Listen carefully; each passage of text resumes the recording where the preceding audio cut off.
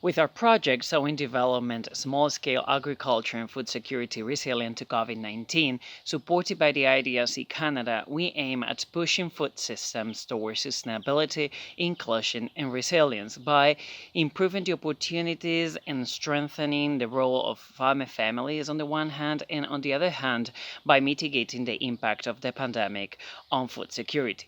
And how do we do all that? First, by generating knowledge and evidence on the impact of the pandemic on food systems in territories far from big metropolitan cities, which have received less attention. And second, by fostering policy dialogue among very diverse and multiple stakeholders and fostering policy change.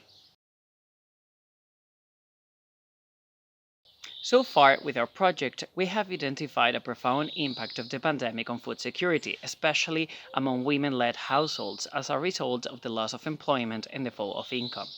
The loss of purchasing power, because food prices have also been rising in the region, has forced households to adopt coping strategies such as burning out savings, getting into debt, or changing the way they eat.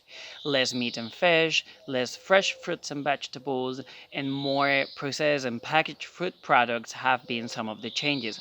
But also, we see a tendency to purchase food online and looking for proximity options such as local stores or even own production within the household.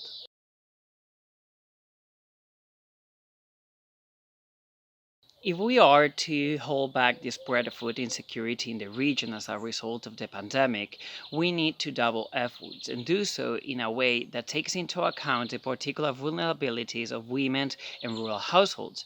This requires improving timing, quantity, but also targeting of the response measures that governments are taking. At the same time, it is important to consider how consumption patterns are changing and how that can impact farmers and their position within the value chain. Along these lines, exploring opportunity to strengthen local supply networks and channels can bring significant gains both in terms of access to affordable and quality food and in terms of improved livelihoods for farmers.